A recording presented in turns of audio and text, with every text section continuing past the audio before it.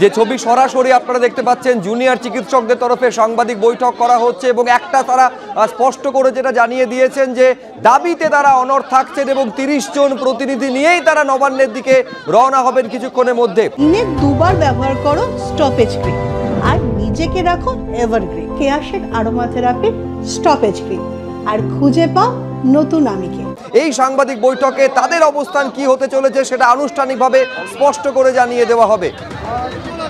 আপনারা জানেন চিফ সেক্রেটারির পক্ষ থেকে আমাদের আন্দোলনকারীদের উদ্দেশ্যে তারা একটা বার্তা পাঠিয়েছিল। সেই বার্তা আমরা পড়ে দেখেছি এবং আমাদের সুচিন্তিত বক্তব্য আমরা রাখছি। এই বার্তার যেটা মেন ভিত্তি সেটা হচ্ছে মুখ্যমন্ত্রী আমাদের সাথে বসতে চান, কিন্তু কিছু শর্তাবলী আমাদের মনে হয়েছে তারা তাদের দিক থেকে রেখেছেন। সংবাদ মাধ্যম ইতিমধ্যে সেই শর্তাবলীর কথা জানেন। আমাদের যে সুনির্দিষ্ট বক্তব্য এই মেল যে বার্তা এসেছিল তার প্রেক্ষিতে আমি রাখছি। আমরা মনে করি রাজ্য সরকারের পক্ষ থেকে, চিফ সেক্রেটারির পক্ষ থেকে যে সদর্থক বার্তা এসেছিল সেই বার্তাকে আমরা ওয়েলকাম করছি। আমরা মুখ্যমন্ত্রীর সাথে দেখা করতে চাই। 4:45 মধ্যে ওনারা যেতে বলেছেন। আমরা বাস রেডি করছি অতি দ্রুততার সাথে, সেই উদ্দেশ্যে আমরা বেরোবো। পাশাপাশি আমাদের যা বলার সেটা আমরা মেল করেছি, 3:53 আমরা মেল করে দিয়েছি। পাশাপাশি এটা বলছি আমরা অবশ্যই যাব, কিন্তু আমাদের যা পদক্ষেপ ছিল, যা পথ ছিল সেই পথেই থাকছে। 30 জন ডেলিগেট আমাদের যাবে। এর সাথে লাইভ স্ট্রিমিং এর কথা আমরা যেটা বলেছিলাম সেই লাইভ স্ট্রিমিং এর পথে আমাদের দাবি থাকছে। এর পাশাপাশি যেটা আমরা বলতে চাই, কেন আমরা এটা রাখছি সেটাও আমাদের আন্দোলনকারী এবং সমগ্র জনগণের কাছে ক্লিয়ার করে দিতে চাই।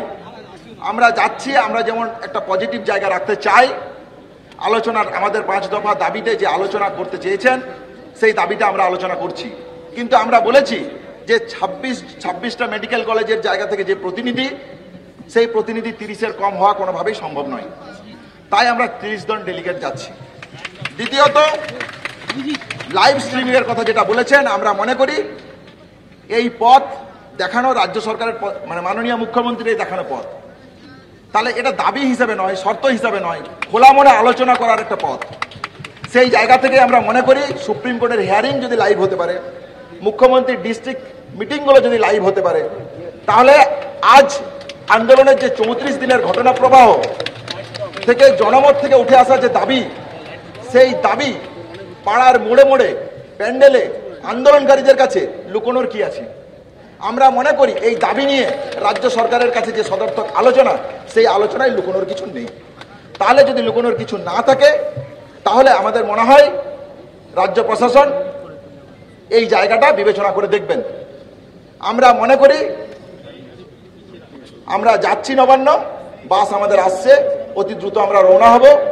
30 জন ডেলিগেট যাচ্ছি উইথ লাইভ স্ট্রিমিং এর দাবি নিয়ে, 5 দফা দাবি নিয়ে আলোচনা করে অতি দ্রুত সমাধান সূত্রে আমরা ফিরতে চাই। আমরা মনে করি রাজ্য সরকার তাদের দিক থেকে এই সদর্থক পদক্ষেপকে ওয়েলকাম জানাবে। তোমাদের পক্ষে অ্যারেঞ্জ করা হচ্ছে বাস, আমরা আমাদের পক্ষ থেকে অ্যারেঞ্জ করা হচ্ছে, আমরা আমাদের বাসেই যাচ্ছি। যদি প্রশাসন বাস দেয় তাহলে প্রশাসনের বাস আমরা আমাদের বাসেই যাব। এবং মিডিয়া বন্ধুদের বলবো আপনারা আমাদের সাথে থাকবেন। আমরা লাইভ স্ট্রিমিং এর যেটা দাবি রেখেছি সেই দাবির সাথে রাজ্য সরকার সহমত হবে বলে আমরা এই সমস্ত ফর্মুলেশন করে আমরা নবান্নে সমঝোতা নয়, আমরা সমাধান করার জন্য আসছি। যদি ওখানে গিয়ে বলা হয় লাইভ স্ট্রিমিং বা 30 জনকে যদি অনুমতি না দেওয়া হয়, কি করবে? আমি মনে করি যে রাজ্য প্রশাসনের যে সদর্থক জায়গা, এই আন্দোলনের 34 দিনের ঘটনা প্রবাহ, এতে লুকোনোর যদি কিছু না থাকে, সমাধান সূত্র যদি চাই, আমরা যেমন সরাসরি বলছি যে আমরা কাজে যোগ দিতে চাই, তাহলে কাজে যোগ দিতে যদি চাই, অচল অবস্থা যদি কাটাতে চাই, তাহলে আমার মনে হয় এটা কোনো শর্ত নয়। তাহলে খোলা মনে আলোচনা করার যে বার্তা স্বাস্থ্য প্রতিমন্ত্রী এবং চিফ সেক্রেটারির কাছ থেকে এসেছিল কালকে, আমরাও সেই খোলা মনে আলোচনা করার জন্যই আমরা বলছি। আমরা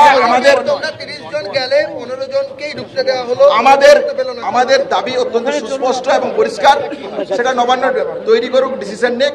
আমাদের জায়গা থেকে আমরা মনে করি যে গণতান্ত্রিক পদ্ধতিতে এই আন্দোলন এবং যা আমাদের আন্দোলনের পজিটিভ বার্তা, সেই বার্তা থেকে আমরা যাচ্ছি। পরবর্তী আলোচনা একদম খোলা মনের পরিচয়, সেটা সারা পশ্চিমবঙ্গ। আমরা যাচ্ছি নবান্নে খোলা মনে একটা আলোচনা করতে, তার সাথে এখানে অবস্থান কি চলছে না চলছে তার কোনো সম্পর্ক নেই। আমরা যাচ্ছি আপনারা যে প্রশ্ন করছেন যে অবস্থান বিক্ষোভ চলবে কি চলবে না, সেটার জন্য আমরা কিন্তু নবান্নে যাচ্ছি না। আমরা একটা খোলা মনে আমাদের যে সদিচ্ছা রয়েছে সেটা প্রমাণ করতেই যাচ্ছি। এবার দেখা যাক সেখানে কি আলোচনা হয়, বাকি ডিসিশন তারপরে আলোচনা।